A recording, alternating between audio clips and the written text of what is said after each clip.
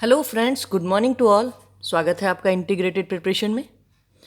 तो आइए कंटिन्यू करते हैं अपनी मॉडर्न इंडिया लेक्चर सीरीज़ को अपने एक नए लेक्चर के साथ, जिसका टॉपिक होगा conquest of Sindh and Punjab. Right. तो जैसा कि हमने अपने पिछले लेक्चर्स में देखा कि किस तरह से ब्रिटिशर्स ने जो बंगाल वाला एरिया था उसे, जो मैसूर टेरिटरी थी उसको, और मराठा टेरिटरी को किस तरह से अपने टेरिटरी के अंदर मिला लिया था। ठीक है। तो ये देख सकते हैं आप मैप के थ्रू। ये जो देखिए, ये जो येलो वाला एरिया है ये अब ब्रिटिश टेरिटरी के अंदर आ चुका था। ठीक है। ये बंगाल वाला एरिया भी, इधर से कार्नेटिक मैसूर वाला एरिया भी, और अभी आप देखिए ये जो सिंध वाला एरिया है।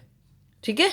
सिंध यहाँ पर, और फिर उसके ऊपर ये पंजाब वाली जो टेरिटरी थी, इसे किस तरह से ब्रिटिशर्स ने अपनी टेरिटरी के अंदर मिलाया, ये अब इस लेक्चर में पढ़ेंगे हम। ठीक है। ये देखिए पाकिस्तान का ये प्रोविंस सिंध है, और ऊपर इसके यहाँ पर हुआ करता था बलूचिस्तान। ठीक है, इसके नॉर्थ में। ओके। और फिर इधर ये पंजाब वाला एरिया, एक संयुक्त पंजाब हुआ करता था उस समय। ठीक है। डिवीज़न के बाद जो ईस्टर्न पंजाब था वो इंडिया में आ गया, वेस्टर्न पंजाब पाकिस्तान में चला गया। राइट। तो इसके लिए हमें थोड़ा सा हिस्ट्री में पीछे की तरफ चलना पड़ेगा। देखिए 1630 में एक लोकल मुगल रूलर थे कोई, जो रूल करते थे सिंध वाले पार्ट पर। ये सेंट्रल जो पावर थी मुगल्स, वो नहीं थे। ठीक है। कोई लोकल, जो आप कह सकते हैं कुछ मनसबदार होंगे इस टेरिटरी पर, ये रूल करते थे। तो इन्होंने एक फरमान इशू किया ईस्ट इंडिया कंपनी को कि east India company freely trade कर सकती है कहाँ पर, सिंध पोर्ट पर। ठीक है। 18th सेंचुरी में जब मुगल अथॉरिटी डिक्लाइन हुई तो उस समय वहाँ एक लोकल रूलर पावर में आए, कलोरा चीफ। ठीक है। अब देखिए ये जो कलोरा चीफ थे, इनसे ईस्ट इंडिया ने कंपनी ने अपने रिलेशन ठीक ठाक कर लिए थे। तो 1758 में जो कलोरा चीफ थे, इन्होंने फ्रीडम दी ब्रिटिश कंपनी को कि वो अपनी फैक्ट्री जो है एस्टेब्लिश कर सकते हैं थट्टा में। ठीक है। तो इन्होंने अपनी फैक्ट्री 1758 में एस्टेब्लिश कर ली। 1761 में ब्रिटिशर्स ने कलोरा चीफ के साथ एक ट्रीटी की, जिसके अकॉर्डिंग जो कलोरा चीफ थे उन्होंने ये प्रॉमिस किया कि जो दूसरे यूरोपियंस हैं वो उनको ट्रेड नहीं करने देंगे सिंध में। ठीक है। मतलब only Britishers will trade at the Sindh port. Right. अब देखिए सरफराज खान, ये 1775 में पावर में आया था। इसमें ये भी एक कलोरा चीफ था, कलोरा रूलर ही था, बट इसने ईस्ट इंडिया कंपनी को बंद करवा दिया था जो वहाँ थी। ठीक है। अब 1770 जो दशक चल रहा था, इसमें क्या हुआ, एक बलोचिस्तान वाला जो एरिया मैंने आपको बताया सिंध के नॉर्थ में है, ये बलोचिस्तान से एक ट्राइब आए जिनको बोलते थे तालपुराज। वो नीचे की तरफ सिंध में आए और वहाँ पर सेटल हो गए। ठीक है। अब 1783 तक ये जो तालपुराज थे, इनका जो लीडर था वो था मीर फतेह अली खान। इसकी लीडरशिप में इन्होंने कंप्लीट कंट्रोल कर लिया सिंध वाले एरिया पर। ठीक है। और जो कलोरा प्रिंस था उसको बाहर निकाल दिया, उसको देश निकाला दे दिया। ठीक है। और जो इन्होंने अपनी अथॉरिटी थी ना तालपुराज ने, ये जो दरअसल सिंध वाला सारा एरिया है, ये अहमद शाह अब्दाली आया था 1761 में, उसने ये जीत लिया था, तो वहाँ पर अपने नुमाइंदे छोड़ गया था वो। ठीक है। तो आप ये कह सकते हैं कि ये जो सारी टेरिटरी थी, ये किसके अंडर थी बेसिकली, जो अहमद शाह अब्दाली था उसके जो वंशज थे उनके अंडर। ठीक है। तो उन्हें बोलते थे दुर्रानी मोनार्च। तो दुर्रानी जो मोनार्क थे उन्होंने इस मीर फतेह अली खान का जो कंट्रोल था सिंध प्रोविंस पर, इसको कंफर्म कर दिया था। ठीक है। अब देखिए जो तालपुराज थे ना, बेसिकली ये चार भाई थे, इनको चार यार बोलते थे। इन्होंने सिंध को डिवाइड कर लिया आपस में, और अलग अलग थोड़े थोड़े एरिया पर ये रूल करने लगे, और ये अपने आप को कहते थे अमीर्स। ठीक है। या फिर लॉर्ड्स ऑफ सिंध।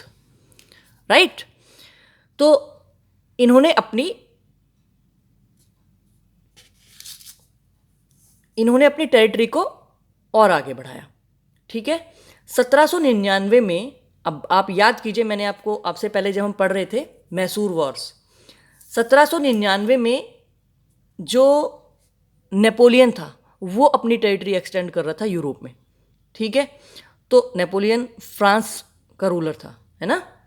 तो फ्रांस की जो नेपोलियन था, नेपोलियन की और टीपू सुल्तान की फ्रेंडशिप थी। ठीक है। तो ये जो ब्रिटिशर्स थे, इनको डर था इस फ्रेंडशिप से। इन्हें ऐसा लगता था कहीं ऐसा ना हो टीपू की हेल्प लेकर जो नेपोलियन है वो इंडिया पर अटैक कर दे और उनकी कुछ टेरिटरी को ऑक्यूपाई कर ले ब्रिटिशर्स की। ठीक है, क्योंकि जिस समय नेपोलियन एक्सटेंड कर रहा था ना फ्रेंड्स, मतलब आप ये कह सकते हैं कि उस समय पूरी की पूरी जो यूरोपियन पावर्स थी वो सभी नेपोलियन के आगे एक टाइम ऐसा था कि कहीं भी टिक नहीं पा रही थी, राइट। तो इन्हें डर था कि कहीं नेपोलियन अटैक ना कर दे, राइट। तो 1798 में जब लॉर्ड वेलेस्ली इंडिया में आया गवर्नर जनरल बनकर कंपनी का, तो लॉर्ड वेलेस्ली ने सोचा कि भाई सिंध के साथ तो रिलेशंस को रिवाइव करना पड़ेगा। ठीक है, तो 1800 में देखिए कंपनी जो क्या नाम है सिंध का जो रूलर था, ये जो तालपुरास थे, इनसे कंपनी के रिलेशन थोड़े और ख़राब हुए। तो इन्होंने जो कंपनी का एजेंट उस समय था वहाँ पर, उसको अपने सिंध प्रोविंस से बाहर निकाल दिया। ठीक है, अब देखिए ये 1807 में एक ट्रीटी हुई थी, ट्रीटी ऑफ तिलसित, किसके बीच में? रसिया और फ्रांस के बीच में। ठीक है, इस ट्रीटी से और इनको डर लगने लगा जो ब्रिटिशर्स थे कि कहीं ऐसा ना हो रसिया और फ्रांस की फ्रेंडशिप हो जाए और ये दोनों मिलकर जो सिंध वाला एरिया है यहाँ पर अटैक कर दें। ठीक है, क्योंकि देखिए ये देखिए, ये आप देख सकते हैं, इन्हें ये डर था ब्रिटिशर्स को कि कहीं ऐसा ना हो कि रसिया, देख रहे हैं आप, रसिया पहले ये वाला पोर्शन सारा रसिया का था, ये कजाकिस्तान, उज्बेकिस्तान, ये तजाकिस्तान, किर्गिस्तान, ये सभी रसिया का यूएसएसआर का पोर्शन हुआ करता था। ठीक है, तो इन्हें ये डर था कि ये जो ट्रीटी ऑफ तिलसित हुई है रसिया और फ्रांस के बीच में, कहीं ऐसा ना हो ये जो रसिया है ये इस पोर्ट को एक्सेस करने के लिए इधर से अटैक कर दे। ठीक है, समझ रहे हो? ठीक है, ये देखिए मैंने लिखा भी है कि there was a threat of alliance to attack on the north western border to get the access to sea by Russia. ठीक है, तो लॉर्ड मिंटो उस समय कंपनी का गवर्नर जनरल आया, उसने आते ही क्या करा, उसने डेलीगेशंस भेजी, उसने अपने दूत भेजे जो अलग अलग प्रोविंस थे इस वाले एरिया में, उन सबको। जैसे इसने मेटकाल्फ को भेजा लाहौर वाले एरिया में, एल्फिंस्टोन को भेजा काबुल, ठीक है, मेलकॉम को भेजा तेहरान यानी कि ईरान में, और सिंध में किसको भेजा, निकोलस स्मिथ को, राइट, कि जाकर जो ये लोकल रूलर्स हैं इनसे जाकर रिलेशन ठीक ठाक किए जाएं, है ना, ताकि कंपनी को कोई नुकसान ना हो। ठीक है, अब देखिए 1807 में एक ट्रीटी साइन होती है, ट्रीटी ऑफ एटर्नल फ्रेंडशिप, किसके बीच में, जो सिंध के अमीर हैं उनके बीच में और ब्रिटिशर्स के बीच में। एटर्नल फ्रेंडशिप का मतलब कि जब तक ये सृष्टि चलेगी तब तक हमारी दोस्ती रहेगी। ठीक है, तो है ना एक वो कहावत, जब तक सूरज चांद रहेगा, है ना, हमारी दोस्ती का नाम रहेगा। तो ये ट्रीटी में क्या चीज़ तय की गई कि जो फ्रेंच है ना उनको हमेशा सिंध वाले एरिया से बाहर रखेंगे ये आमिर्स। ठीक है, तो 1820 में इस ट्रीटी को रिन्यू किया गया। ठीक है, और बाद में जो सिंध है इन्होंने ये एग्री हो गए कि अमेरिका और फ्रेंच ये दोनों ही जो ट्रेड है उससे आउट रहेंगे, और इनके कुछ डिस्प्यूट थे जो कच्छ वाला जो एरिया है गुजरात का, वहाँ पर ब्रिटिशर्स के साथ में। ठीक है, तो वो डिस्प्यूट्स भी इन्होंने सॉल्व कर लिए। ओके, अब 1832 में एक और ट्रीटी होती है ब्रिटिशर्स और आमिर्स के बीच में। ठीक है, इस ट्रीटी ने बहुत सारे राइट दिए ब्रिटिशर्स को, राइट। देखिए ये अलाउ किया गया है कि जो ब्रिटिश मर्चेंट्स हैं ना वो फ्रीली ट्रैवल कर सकते हैं सिंध के एरिया में, राइट, लेकिन उनको पासपोर्ट की ज़रूरत होगी, पासपोर्ट के साथ में दे कैन ट्रैवल, लेकिन वो अलाउ नहीं किए गए सेटल होने के लिए। ठीक है, दूसरी कंडीशन इस ट्रीटी में अलाउ किया गया कि जो इंडस वाटर है ना, इंडस रिवर है, वो यूज़ की जा सकती है ब्रिटिशर्स के द्वारा ट्रेड करने के लिए, क्योंकि ये नेविगेबल रिवर है। तो लेकिन जो वॉरशिप्स हैं और जो मिलिट्री इक्विपमेंट्स हैं वो अलाउड नहीं थे इस रिवर के ऊपर। ठीक है, तीसरा ये तय किया गया कि जो टैरिफ रेट्स हैं उनको रेगुलेट कौन करेगा, आमिर्स, लेकिन ये कोई मिलिट्री टोल नहीं लेंगे। ठीक है, Amirs would work with Jodhpur king against robbers in Kutch, जो जोधपुर वाला एरिया था, ये राजस्थान जो आपका कच्छ वाला एरिया है उसके थोड़ा सा नॉर्थ ईस्ट में। ठीक है, तो वहाँ के किंग के साथ ये आमिर्स वर्क करेंगे ताकि जो वहाँ पर रॉबरी उस समय चलती थी उसको कंट्रोल किया जा सके, और जो पुरानी ट्रीटीज़ थी जैसे ये ट्रीटी ऑफ एटर्नल फ्रेंडशिप इनको कंफर्म कर दिया गया।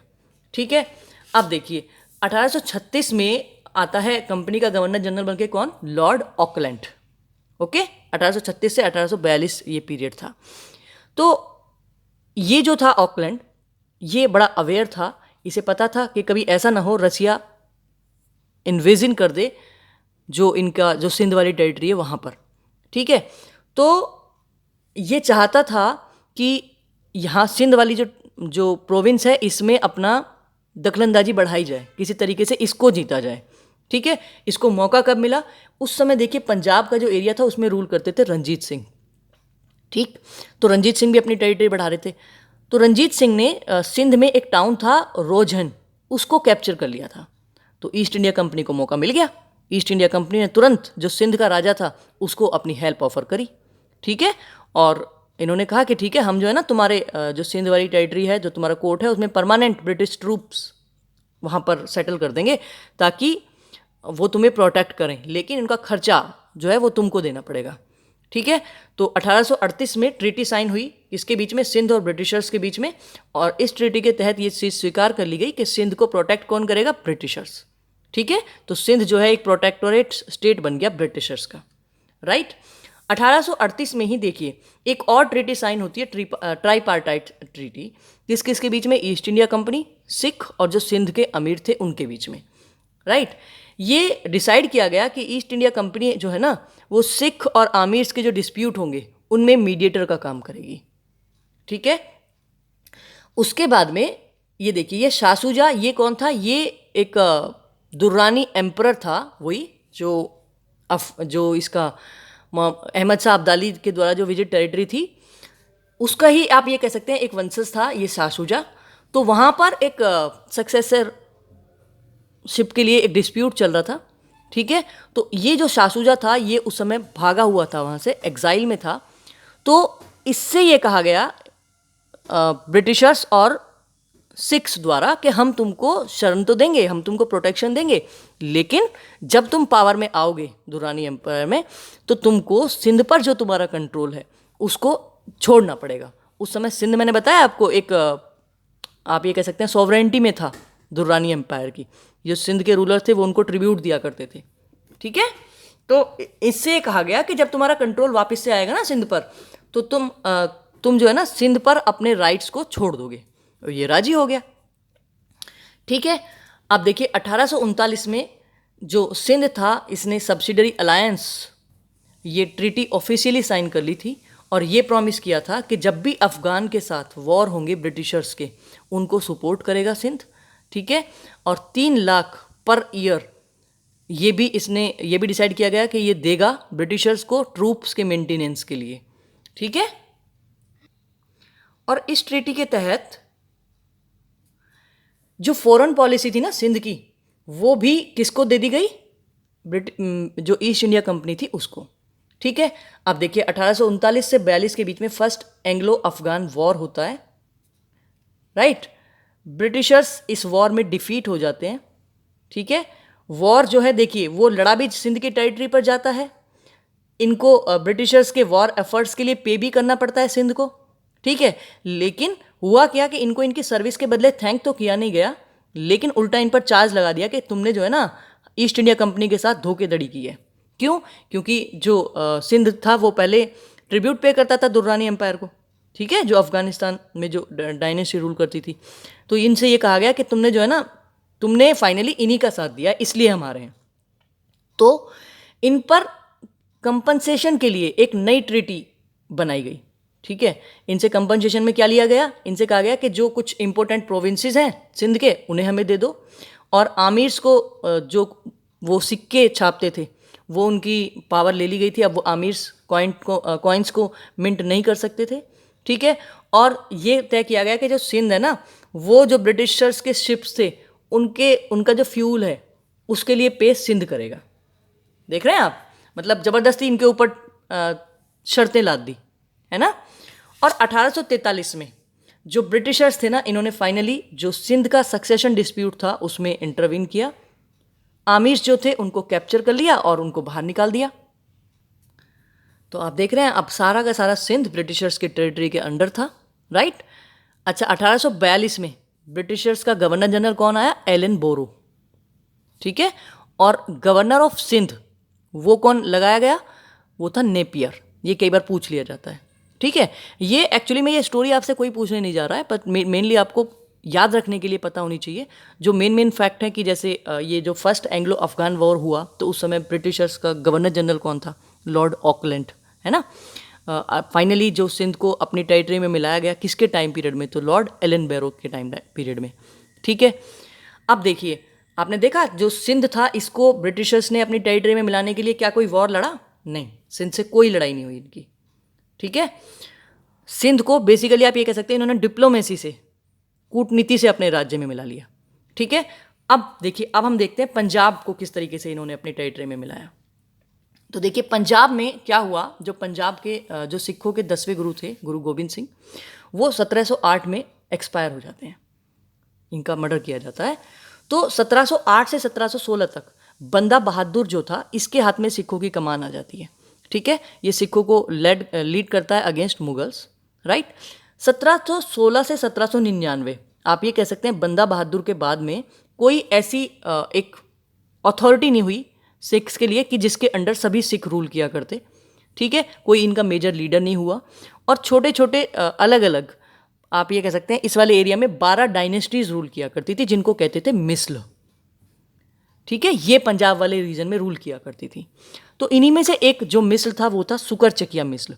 उसमें 1780 में रंजीत सिंह नाम का एक बच्चा जन्म लेता है, ठीक है, जो बड़ा ही बहादुर था। और वो जब बड़ा होता है तो वो अपनी टेरिटरी को, अपनी पावर को एक्सटेंड करता है सभी टैक्टिक्स अपना कर, जैसे वो वॉर भी करता है, अलायंसेस भी बनाता है, फ्रेंडशिप भी करता है, मैरिज अलायंसेस भी बनाता है अपने जो ये 12 डायनेस्टीज थी इनके साथ में, ताकि सभी जो आपके सिख हैं ये एक होकर रह सकें, ठीक है। तो 1799 में जो सिख अंपायर था वो एस्टेब्लिश किया गया रंजीत सिंह के द्वारा और इसकी जो कैपिटल थी वो बनाई गई लाहौर, ठीक है। 1807 में याद कीजिए, मैंने अभी जब आपको पढ़ाया तो एक ट्रीटी हुई थी, ट्रीटी ऑफ तिलसित, ठीक है। और उसके बाद में अलग अलग लॉर्ड मिंटो ने अलग अलग टेरिटरीज में कौन भेजे थे? अपने दूत भेजे थे, है ना, जिनमें से मेटकाफ को भेजा गया था लाहौर में, ठीक है। और लाहौर किसकी कैपिटल थी? रंजीत सिंह की, है ना। तो देखिए ब्रिटिश ईस्ट इंडिया कंपनी और सिख्स के बीच में एक ट्रीटी साइन की गई, treaty of offensive and defensive alliance, ठीक है। इस ट्रीटी के अकॉर्डिंग ये तय किया गया कि जो ब्रिटिशर्स है ना दे वुड रिमेन न्यूट्रल जब भी एंग्लो और सिख का वॉर होगा, ठीक है। और Ranjit Singh to have sovereignty over Punjab area including Malwa, ठीक है, जो मालवा वाला प्रोविंस था यहाँ तक रंजीत सिंह की टेरिटरी थी, राइट। अब देखिए हमने पढ़ा कि नेपोलियन का थ्रेट था जो 1799 में और वो कंटिन्यू रहा, लेकिन जैसे ही नेपोलियन का जो थ्रेट था वो कम हुआ 1809 में, तो कंपनी ने ना एक और ट्रीटी साइन की रंजीत सिंह से, ठीक है। इसको बोलते हैं ट्रीटी ऑफ अमृतसर, ठीक है। तो इस ट्रीटी ऑफ अमृतसर के अकॉर्डिंग सतलुज जो नदी थी उसको फिक्स किया गया as a boundary between Ranjit Singh और कंपनी की टेरिटरी के बीच में, राइट। रंजीत सिंह देखिए इस जो ट्रीटी थी, रंजीत सिंह क्योंकि अपना साम्राज्य उस समय बढ़ा रहा था, अब जब ये बाउंड्री फिक्स हो गई सतलुज नदी, इसका मतलब क्या हुआ? रंजीत सिंह अपनी जो टेरिटरी थी वो ईस्ट साइड में नहीं बढ़ा सकता था, तो उसकी जो महत्वाकांक्षा थी ना वो रुक गई थी, उसे रोक दिया गया था, ठीक है। तो रंजीत सिंह अपनी टेरिटरी बढ़ा रहा था, अब ईस्ट में तो बढ़ा नहीं सकता था, तो देखिए वो नॉर्थ वाली साइड में उसने 1809 में कांगड़ा को जीता और कश्मीर को जीता 1819 में, ठीक है। बाद में इसको ये डोगरा डायनेस्टी को दे देगा, पढ़ेंगे हम, राइट। तो 1809 में जो शासुजा था उसको एग्जाइल किया गया पंजाब वाले एरिया में, पढ़ा था हमने अभी, ठीक है। 1813 से 1814 वाले एरिया में ये जो शासुजा था ये रंजीत सिंह के अंडर ही रहा और इसने कोहिनूर हीरा ये रंजीत सिंह को दे दिया था, ठीक है। हमारे यहाँ से कौन लेके गया था कोहिनूर हीरा? नादिर शाह, है ना। तो बाद में अभी हमने पढ़ा था जो शासुजा था वो ईस्ट इंडिया कंपनी के अंडर चला गया था और इन्होंने एक ट्रीटी भी साइन करी थी, है ना। तो 1820 में क्या होता है देखिए, Indus and Sutlej were eastern and western boundaries of Ranjit Singh's empire. इसका एम्पायर कहाँ तक फैला हुआ था? वेस्ट में इंडस नदी तक और ईस्ट में सतलुज नदी तक, ठीक है। इसने अपनी आर्मी को मॉडर्नाइज किया यूरोपियन लाइंस पर। 1838 में एक ट्रीटी साइन हुई थी, ट्राई पार्टाइट ट्रीटी, ठीक है, किसके बीच में साइन हुई थी? ईस्ट इंडिया कंपनी, सिख और आमीर्स के बीच में। ठीक है, अब 1839 में क्या होता है कि सिख जो होते हैं ना, ये काबुल वाला जो एरिया था उसको इन्वेड कर देते हैं ईस्ट इंडिया कंपनी के साथ में, राइट। जून 1839 में जो रंजीत सिंह था वो एक्सपायर हो जाता है, ठीक है, और रंजीत सिंह का जो सक्सेसर होता है वो कौन होता है? खड़क सिंह, जो वो भी बहुत जल्दी एक्सपायर हो जाता है। खड़क सिंह का भी बेटा था एक नवनिहाल सिंह। ये खुद जब इसको खड़क सिंह को इसका अंतिम क्रियाक्रम करके आ रहे थे तो रास्ते में एक एक्सीडेंट होता है, उसमें नवनिहाल सिंह भी एक्सपायर हो जाता है। ठीक है, फाइनली नवनिहाल सिंह के बाद में एक और बेटा था रंजीत सिंह का, शेर सिंह, उसको राजा बनाया जाता है। ठीक है, 1843 में ये जो शेर सिंह था इसका भी मर्डर हो जाता है। देख रहे हैं आप, 1839 में जो आपका क्या नाम है रंजीत सिंह था, उसकी मृत्यु के बाद कितनी जल्दी जल्दी एम्पायर डिस्टेबलाइज सा हो गया। ठीक है, अब फाइनली एक और छोटा बेटा था इसका, दलीप सिंह, इसको राजा बनाया जाता है। ठीक है, किसकी रीजेंसी में? इसकी दलीप सिंह की जो मम्मी थी रानी जिंदल, उनकी रीजेंसी में, राइट। अब ऐसा माना जाता है कि जो रानी जिंदल थी इनका कुछ लव अफेयर था लाल सिंह के साथ में, और लाल सिंह वजीर बन जाता है और फाइनली जो अथॉरिटी थी ना वो लाल सिंह के हाथ में आ जाती है। तो ये चीज़ पब्लिकली आप ये कह सकते हैं पब्लिक में थी। ठीक है, तो होता क्या है कि जब इस तरह से जो सेंट्रल अथॉरिटी थी, जो राज सिंहासन था या जो राज परिवार था, जब उसमें इस तरह की बातें होने लग जाएं, इस तरह के झगड़े होने लग जाएं, तो कहीं ना कहीं अनस्टेबिलिटी आ जाती है, पब्लिक का जो ट्रस्ट है वो ब्रेक हो जाता है। ठीक है, तो यही कुछ हुआ पंजाब की जो टेरिटरी थी यहाँ भी। अब देखिए 1845 से 46 में फर्स्ट एंग्लो सिख वॉर होता है, राइट। सिख जो थे इन्होंने सतलुज नदी को क्रॉस कर दिया इस एप्रीहेंशन में कि कहीं ऐसा ना हो जैसे इन्होंने सिंध को ऑक्यूपाई किया है ब्रिटिशर्स ने, कहीं ये हमारी टेरिटरी को भी ऑक्यूपाई कर लें। ठीक है, अब ब्रिटिशर्स को तो चांस मिल गया लड़ाई करने का, क्योंकि ये इन्होंने आरोप लगा दिया कि सिख जो ये है ना सिख्स, इन्होंने ट्रीटी को ब्रेक किया है। ठीक है, जिस ट्रीटी के अकॉर्डिंग सतलुज नदी को बाउंड्री इनकी फिक्स किया गया था उसको इन्होंने क्रॉस कर दिया। तो इस जब ये वॉर हुआ तो ये जो लाल सिंह था जिसको वजीर बनाया गया था इस जो सिख आर्मी थी उसका, इसने धोखा दे दिया, जिसकी वजह से जो सिख आर्मी थी ये डिफीट हो गई। ठीक है, 4 बैटल्स हुई, चारों में सिख जो है वो डिफीट हो गए।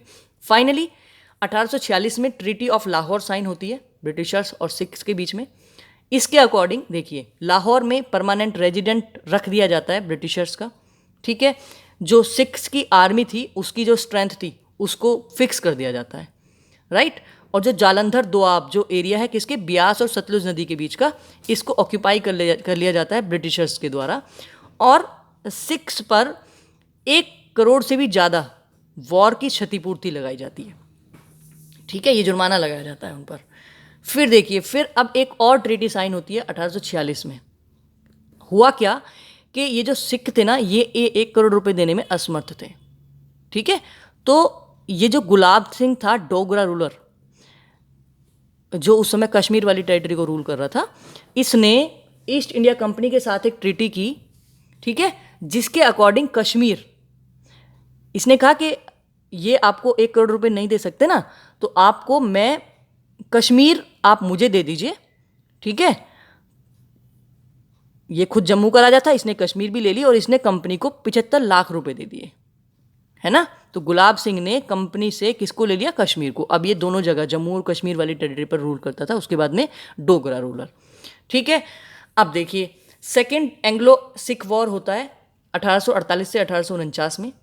सिख्स जो थे इनको ये जो ट्रीटी हुई थी, ट्रीटी ऑफ लाहौर, इस ट्रीटी की जो शर्तें थी इनको काफ़ी ह्यूमिलेटेड फील हो रहा था, इनको फील हो रहा था हमारी बेइज्जती हो गई। ठीक है, तो सिख ने जो ये सिख थे इन्होंने इनका इसी टेरिटरी में एक मुल्तान नाम की जगह थी, वहाँ का गवर्नर था मूलराज। जिस मूलराज ने रिवॉल्ट कर दिया कंपनी के अगेंस्ट। ठीक है, और इसने कंपनी के 2 ऑफिसर्स को भी मार दिया। ठीक है, तो अब सिचुएशन ऐसी बनी कि मुल्तान में जो है ना लोगों का विद्रोह शुरू हो गया, यहाँ पर मास अपराइजिंग शुरू हो गई। ठीक है, अलग अलग जगहों पर बैटल्स हुई, जैसे बैटल ऑफ रामनगर, चिलनवाला और गुजरनवाला, ये गुजरात बोलते थे उस समय। ठीक है, तो सिख की जो आर्मी थी वो इन तीनों ही बैटल्स में हारी और फाइनली इन्होंने रावलपिंडी जो जगह थी वहाँ पर सरेंडर कर दिया।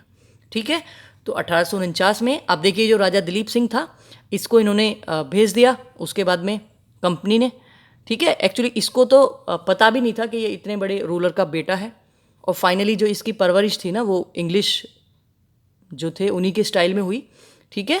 ये क्रिश्चियन भी बन गया था, ओके, और ये वहीं जाकर लंदन में जाकर ही रहा भी, ठीक है।